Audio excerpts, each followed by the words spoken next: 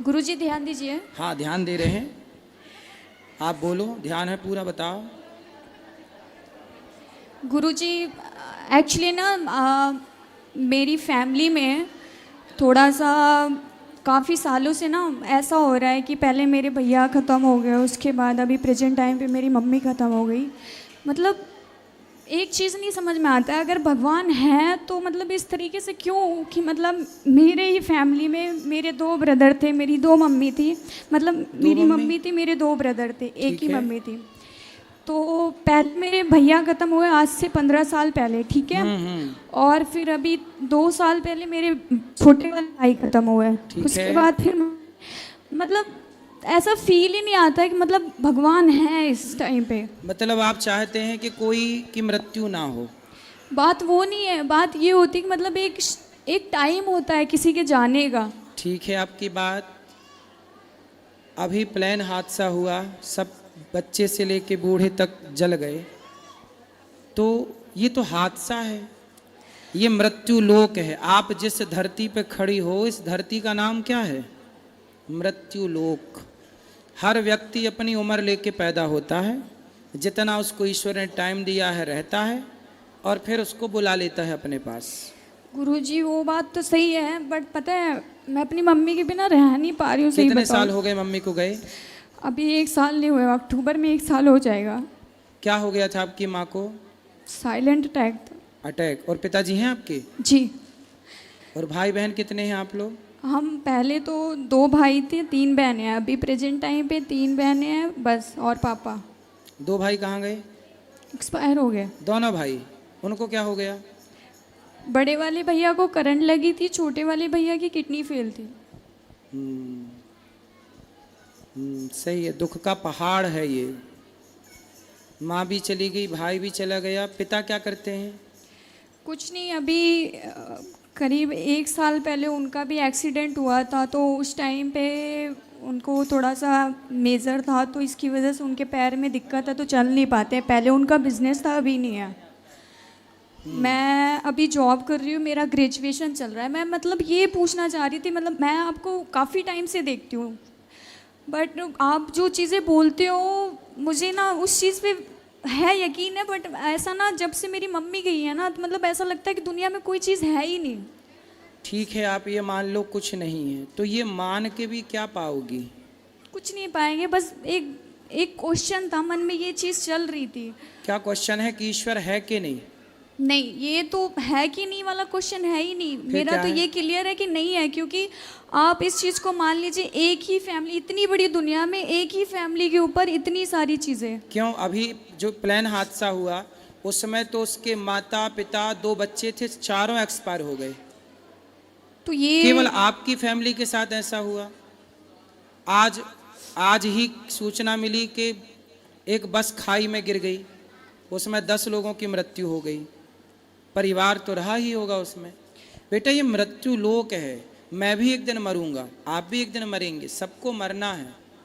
जब केदारनाथ में 2012 में, केदारनाथ में 2013 में जब केदारनाथ में आया, वहाँ पे पानी इत्यादि का, तो बहुत लोग मारे गए थे, आपदा थी वो। अभी यूक्रेन युद्ध चल रहा है, रसिया यूक्रेन का, कितने लोग यूक्रेन में मारे गए, परिवार के परिवार, घर के ऊपर मिसाइलें गिर गई। पाकिस्तान में और हिंदुस्तान का भी युद्ध हुआ, कितने लोग मारे गए। तो भाई ये मृत्यु लोक है। बेटा, मैं आपके दुख से सहमत हूँ कि दुख बहुत बड़ा है, लेकिन आप अपने दुख को लेकर ये सोचें कि नहीं ईश्वर तो है ही नहीं। चलो आप मान लो कि ईश्वर नहीं है, तो ईश्वर नहीं है ये मान के आपको क्या प्राप्त होना है, और ईश्वर है ये मान के नुकसान क्या है? चलो आप सारी जिंदगी यही मानो कि ईश्वर नहीं है। ईश्वर नहीं होता तो ये बताओ कि आपकी माँ फिर चली कहाँ गई? कहाँ चली गई? मर के आदमी जाता कहाँ है? बताओ फिर, उत्तर दो, कहाँ जाता है मर के? तुम्हारी माँ कहाँ चली गई? लोग कहते हैं कि मतलब जिस टाइम पे उनका हुआ था, तो ये चीज़ मतलब बोलते थे कि वो उनको स्वर्ग मिल गया, अब उनको इस योनि में जन्म नहीं ठीक मिलेगा। है, ये बताओ मरने के बाद आदमी कहाँ जाता है? आप अपने दिमाग से बताओ, कहाँ जाता है मरने के बाद? जहाँ तक अभी तक मैंने सुना है यही कहा जाता है कि मतलब कि भगवान के पास चले गए, अब तो ऐसा। और आपकी माँ आई कहाँ से थी? वहीं से, कहाँ से? भगवान के पास तो से। जहाँ से आई थी वहाँ चली गई। मैं अब ये अब नहीं, आप ये कह रही हो कि भगवान के घर से आई थी, भगवान के घर चली गई, और आप ये भी कह रही हो कि मैं ईश्वर को नहीं मानती। देखिए ये बात नहीं है कि मतलब भगवान के यहाँ चली गई, भगवान के यहाँ, मतलब मेरा मानना ये है, लोग ये, मैंने यही चीज़ बोली कि लोग ये कहते हैं कि मतलब कि वो भगवान के पास चली गई, भगवान के यहाँ से ही आई थी, बट एक ये चीज़ है ना कि बिलीव नहीं है, आपके मुझे believe- नहीं है। आपके बिलीव करने ना करने से क्या होगा? क्या उल्लू को सूर्य नजर आता है? नहीं, तो क्या ये मान लिया जाए कि सूर्य नहीं है क्योंकि उल्लू को दिखाई नहीं पड़ता? जैसे उल्लू को सूर्य नजर नहीं आता पर सूर्य तो है, इसी तरह अज्ञानवश कोई ईश्वर को नहीं देख पाता, वो उसके अज्ञान का दोष है, ईश्वर तो है। आप मानो ना मानो, सत्य तो है बेटा, आप स्वीकार करो या मत करो, ये सत्य है। हम मृत्यु लोक में बैठे हैं, हमें मरना पड़ेगा। आपकी माँ चली गई, भाई चले गए, ये बहुत बड़ा दुख है, हम आपके दुख में आपके साथ हैं। लेकिन आप कहो कि अब मैं ईश्वर को नहीं मानती। माँ जिंदा थी तब आप ईश्वर को मानती थी, भाई जिंदा था तब आप ईश्वर को मानती थी, अब ये चले गए तो आप ईश्वर को नहीं मानती। इसका मतलब तो ये हो गया कि आप ईश्वर की परिभाषा अपने हिसाब से तय करेंगी कि जब तक ईश्वर सब बेहतर रखेंगे तो हम ईश्वर को मान लेंगे, जब ईश्वर बेहतर नहीं रखेंगे तो हम ईश्वर को नहीं मानेंगे। ये तो परिभाषा आपने अपने हिसाब से मैनेज कर ली, जबकि परिभाषाएं हमारे हिसाब से नहीं होती। जो है वो है, आप उसे स्वीकार करो या मत करो। सुदामा इतने गरीब थे, नरसिंह मेहता का जवान बेटा मर गया, नरसिंह मेहता जी का जवान बेटा मर गया। लोगों ने कहा भाई रो लो, तुम्हारा बेटा मर गया। नरसिंह जी बोले क्यों रोले भैया, कहाँ से आया था? बोले ईश्वर के घर। कहाँ चला गया? ईश्वर के घर। जब उसकी संपत्ति उसके पास चली गई तो मेरा तो था ही नहीं। मीराबाई के पति मर गए, लोगों ने कहा मीराबाई थोड़ा रो लो। मीरा बोली क्यों रो लें? बोले आपके पति मर गए। मीराबाई बोली मैंने जिसको अपना पति बनाया है वो कभी मर ही नहीं सकता, और जो मर गया वो मेरा कुछ था ही नहीं। भाई ये बताओ, हमने बेटा रिश्ते हमने बना लिया, ये हमारी माँ है, ये हमारा बाप है, ये हमारा बेटा, यही तो रिश्ते होते हैं। हम इन रिश्तों में इतने जकड़ जाते हैं कि हमें लगता है ये मेरी माँ के बिना मैं नहीं रह सकती, मैं पति के बिना नहीं रह सकती, मैं पुत्र के बिना। ये मोह है, आपने ही जबरदस्ती पकड़ रखा था। जबकि ये संसार ऐसा है, मृत्यु इतनी निर्दयी है कि वो ये नहीं देखती कि ये माँ है कि बच्चे हैं कि बूढ़े हैं कि जवान हैं। इसलिए बेटा हमें रहना तो संसार में ही है, इसलिए संसार के नियमों का उल्लंघन नहीं कर सकते। संसार में नियम ये है कि ये सृष्टि चल रही है, आपने घड़ी पहनी है तो उसे किसी ने बनाया होगा तब तो आपने पहनी, कोई बनाने वाला होता ही नहीं तो आप घड़ी कैसे पहनती? आपने जो टी शर्ट पहनी है इसे किसी ने बनाया है कि बिना बनाए बन गई? जी किसी ने बनाया तभी तो पहने हैं। आपकी आंख है, आपकी आंखों में दिखता है, इस तरफ वाइट है बीच में काली है पुतली, तो ये बिना बनाए बनी कि किसी ने बनाया होगा? नहीं बनाए हैं तभी तो। फिर तो जिसने बनाया है आपको वो कौन है? आप भी तो बिना बनाए नहीं बन सकती थी ना, आपको किसने बनाया है बताओ? भगवान। फिर जिसने आपको बनाया है आप कह रही हो कि मैं उसे नहीं मानती, केवल इसलिए नहीं मानती क्योंकि मेरी माँ चली गई, क्योंकि मेरा भाई चला गया। ठीक है वो दुख है, दुख अलग विषय है, पर सत्ता को नकारना ये तो अलग ट्रैक पे आप चली गई। सुदामा इतने गरीब थे, आज सुदामा की तरह कोई गरीब हो तो वो तो यही कहेगा मैं ईश्वर को नहीं मानता, मैंने तो इतनी भक्ति की, पर क्या मिला? सुनो, द्रौपदी को जानती हो? जी। कौन है? नहीं इतना नहीं पता मुझे। कृष्ण की बहन है, अर्जुन की पत्नी है, पांडवों की पत्नी है, जिसका चीर हरण हुआ था। जी। द्रौपदी के 5 बेटे थे, 5 बेटों को मार दिया अश्वत्थामा ने, जबकि वो तो कृष्ण भगवान की बहन थी ना। तो भगवान की बहन के बेटों को मार दिया। अभिमन्यु मार दिया गया, अभिमन्यु तो सगा भांजा था भगवान कृष्ण का, पर मृत्यु तो भैया राम के पिता हैं दशरथ, मर गए। ये मृत्यु लोक में भैया जो आया है, चाहे वो भगवान का बाप ही क्यों ना हो, इस सच्चाई से तो गुजरना ही है ना अपने को। आपकी माँ का जितना टाइम था, आप ये क्यों नहीं सोचती कि आपकी माँ को तब मर जाती वो जब आप पैदा हुई थी?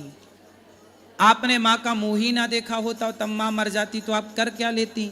पर भगवान ने आप पर दया की और इतने वर्षों के लिए माँ का सुख आपको दिया, माँ का दूध दिया, माँ की गोद दी, माँ का लाड़ जो दिया है, क्या उसका थैंक यू आपने किया? जो नहीं दिया उसकी शिकायत है बेटा। इसलिए भगवान का चिंतन करो और मन लगा के काम करो। माँ बाप के सपने आप साकार करो पढ़ लिख कर। ईश्वर को कोसने से कुछ ना होगा। कोसते रहो सारी जिंदगी, बैठे कोसते रहना, क्या हो जाएगा? ईश्वर तो ऐसी सत्ता है, कोई उसे माने ना माने उसका क्या बिगड़ रहा है। ईश्वर अपने, देखो आप ये क्यों नहीं सोचती हो, जो व्यक्ति कोई पाप करता है तो उसके पाप का दंड उसे मिलना चाहिए कि नहीं? मिलना चाहिए। मिलना चाहिए। तो बेटा कभी कोई पाप हमसे होते हैं जिस पाप के कारण हमारी माँ हमसे चली जा, हम बिना माँ के हो जाते हैं। अब जो बच्चा पैदा होती उसकी माँ मर गई, क्यों मर गई भैया? इसको माँ का प्यार नहीं मिला, मतलब इसके भाग्य में माँ का सुख था ही नहीं। क्यों नहीं था?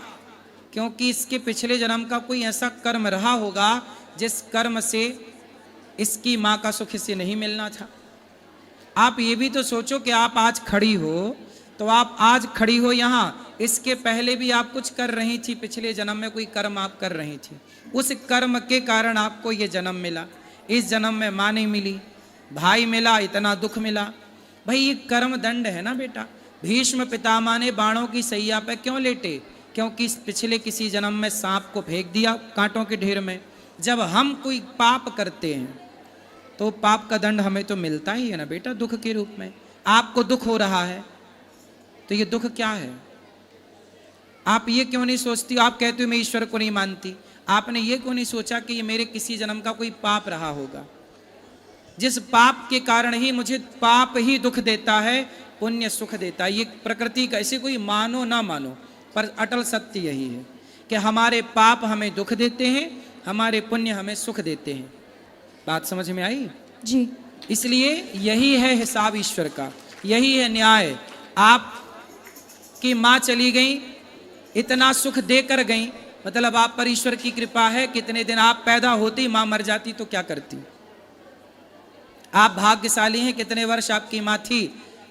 वो लोगों को देखिए जिनकी माँ पैदा होती मर जाती है, उनसे आप कितनी बेहतर हैं। देखो पॉजिटिव रहना है तो बहुत सारी बातें हैं, और नेगेटिव ही रहना है, नकारात्मक की सोच रखना है तो कोई बात नहीं है। फिर एक ही बात है कि जी ईश्वर नहीं है। फिर यही माना जाए कि ईश्वर नहीं है और कोसा जाए ईश्वर को, तो ये कोस कर भी क्या पाओगे आप और क्या पाऊंगा मैं? जी। क्या समझ में आया? जी समझ में आया कि मतलब एक तरीके से मुझे मतलब ये बताइएगा कि मतलब सच में ये कर्मों का ही फल होता है पिछले जन्म के?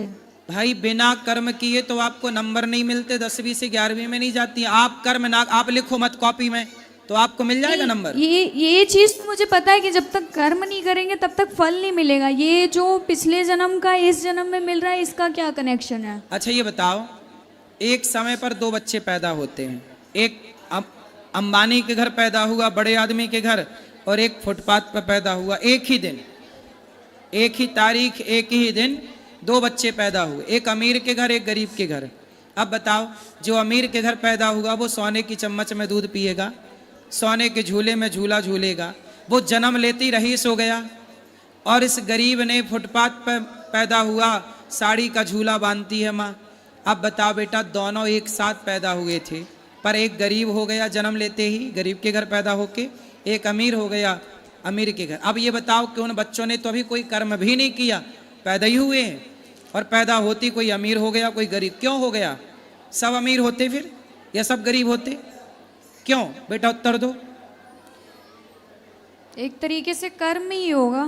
कर्म, पिछले जन्म का जो कर्म था उसके कर्म ने उसे अमीर बना दिया, उसका जो कर्म था उसके कर्म ने उसे गरीब बना दिया। तो ये कर्मों का ही पूरा खेल है बेटा, वरना सबना बड़े घर पैदा हो, फिर कोई गरीबी ना रहे, फिर कोई भूखा क्यों मरे, फिर किसी को फोड़ा फुंसी क्यों हो, रोग, कोई अपाहिज क्यों होता है, कोई पैदा होती लंगड़ा होता है, कोई लंगड़ा है, कोई अंधा है, कोई क्यों, कोई अंधा क्यों है?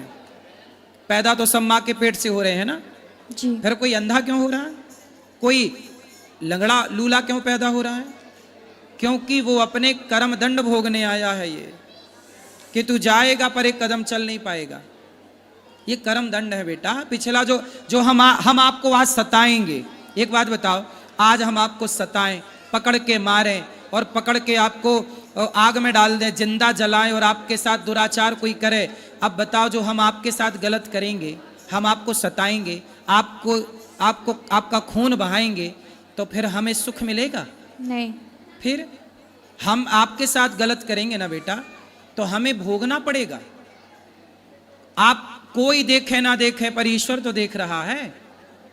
इसलिए बेटा संसार की अदालत से कोई बच सकता है, ईश्वर की अदालत से कोई नहीं बच सकता।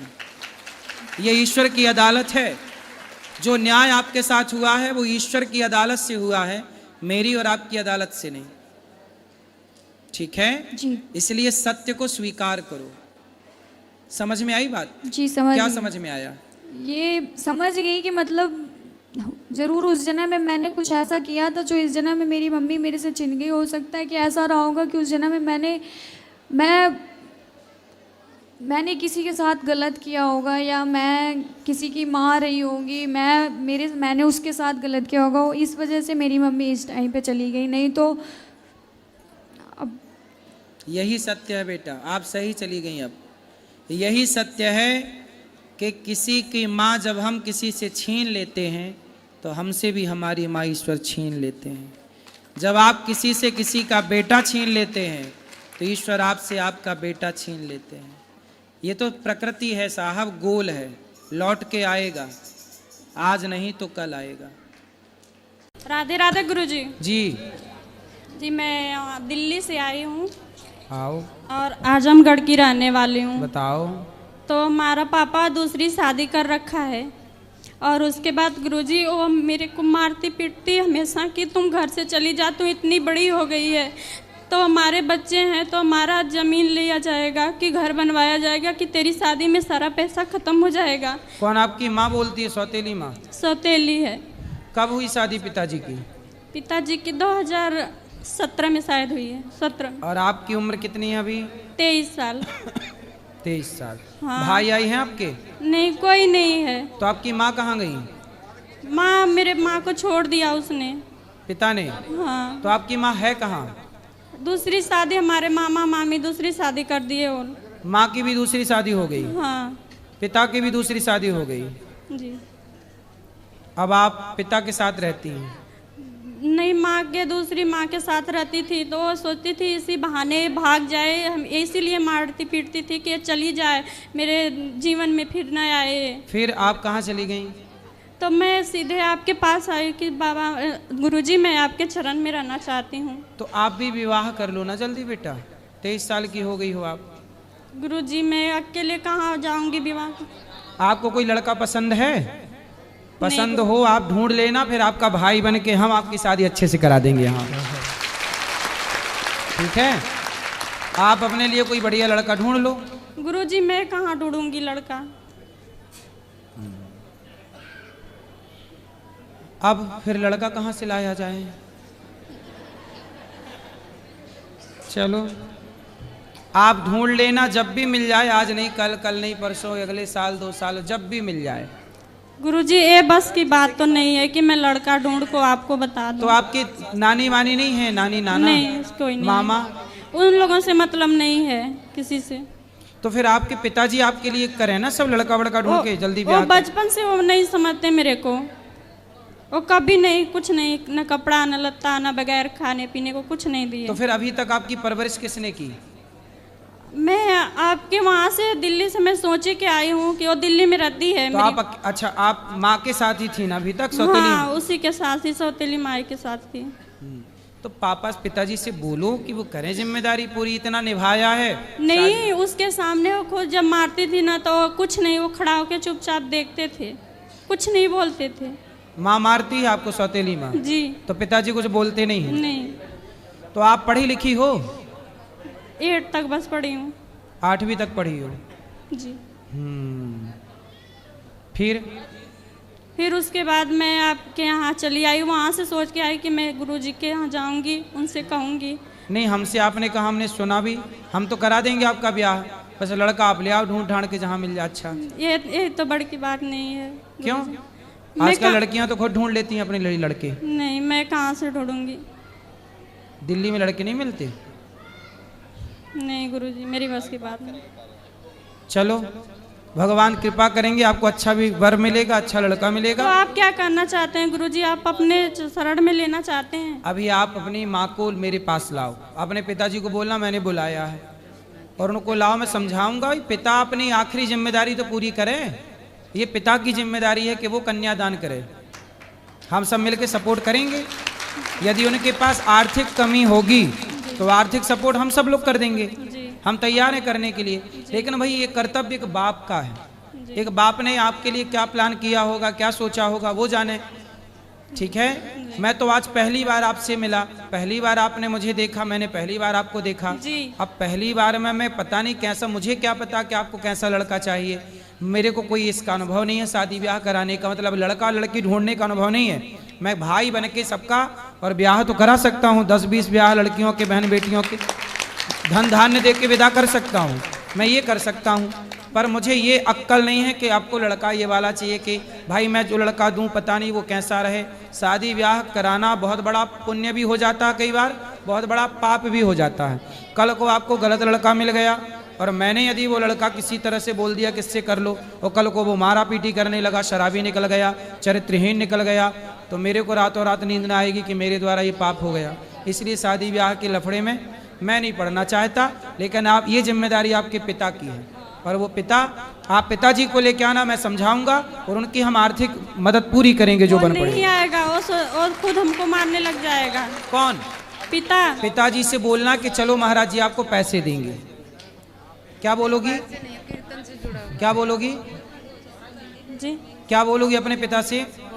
बोलना पिताजी, यहाँ पे नहीं, वो बंगलौर रहते हैं। कहीं भी रहते हो उनको बोलना चलो महाराज जी आपको पैसे देंगे, उनको यहाँ ले आना, फिर आपके विवाह का पैसा उनको देंगे और यहीं विवाह कराएंगे उनका। धन्यवाद। आपका धन्यवाद। ठीक है, तो आपको बोलना है कि हमारा विवाह महाराज जी अपने खर्चे से कराएंगे, आप लड़का हमारे लिए ढूंढ दो।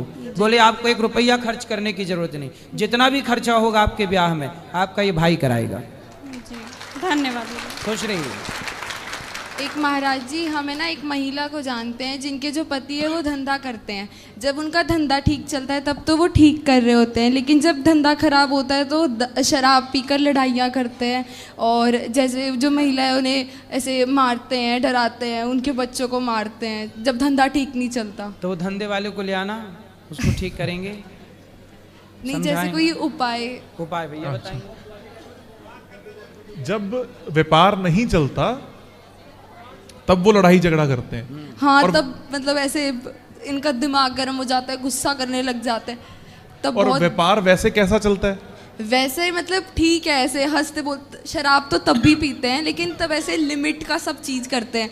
लेकिन जब धंधा बिगड़ जाता है तो बिल्कुल ही बावले से हो जाते हैं वो। और ये धंधा कब बिगड़ता है? मतलब कितना इसका, साल में 6 महीने, 3 महीने, 2 महीने, कैसा रहता है? ऐसे जैसे धंधा वैसे तो साल भर ऐसे, जैसे अभी तक तो ठीक चल रहा था, अब 1-1.5 महीने से धंधा थोड़ा बिगड़ गया। आपके घर में भी नैऋत्य यानी दक्षिण पश्चिम में शौचालय होने के कारण ही दोष है। दक्षिण पश्चिम समझे? जहां से सूरज उगता है उसके अपोजिट सामने दक्षिण पश्चिम होगा, वहां पर शौचालय होने के कारण ऐसा है। और गुस्सा भी आता है। हाँ, गुस्सा भी आता है, मारते हैं बच्चों और महिला को। तो वहीं कहीं आसपास रसोई भी है, उसी दिशा में। कहां पर है, आपको आइडिया है कोई अपने दिशाओं का? सूरज, हाँ जी। राधे राधे गुरुजी। राधे राधे। उनकी रसोई और टॉयलेट पास है बिल्कुल। यही मैंने कहा ना कि उसी दिशा में रसोई और उसी दिशा में शौचालय होगा। तो ये कौन सी दिशा में है, कुछ आइडिया लग रहा है आपको? ये नहीं पता सर। नहीं। क्यों मैया आप लोग सूर्य भगवान को जल वल नहीं चढ़ाती हो? सूर्य भगवान को जल नहीं चढ़ाती हो? करती है, बहुत पूजा पाठ करती है। सूर्य भगवान किस दिशा से निकलते हैं? सामने से। सामने कौन सी दिशा है? पूरब की। पूरब। तो आपकी पूरब की तरफ के पश्चिम की तरफ आपकी रसोई कहाँ है? आगे जगह पूरब के इस साइड है थोड़ा। पूरब के साइड गेट है उसका। हाँ। गेट के पास थोड़ी जगह छोड़ के फिर रसोई है। हाँ, जब आप अपने घर को देखोगे ना तो तो जहां से सूरज उगता है उसके सामने वाली दिशा रसोई और शौचालय पास में होगा, और वहां पर नृत्य में रसोई होने से एक व्यक्ति झगड़ा भी करता है और गुस्सा ज्यादा होता है। और कब होता होगा? जब आपने कोई प्यार से बात कही तब ज्यादा गुस्सा आ गया, मतलब बैठ के बात में बात करने लगे तो जबरदस्ती का गुस्सा आ गया। इसका उपाय है, चूल्हा जो है उसके नीचे पीले रंग का लेप कर दो, पीले रंग पीले रंग का लेप कर दो, क्या लगाए उसके नीचे? पीला रंग कर दो चूल्हे के नीचे, और एक तस्वीर लगा दो अपनी, अपने परिवार की, और सभी समस्त जितने भी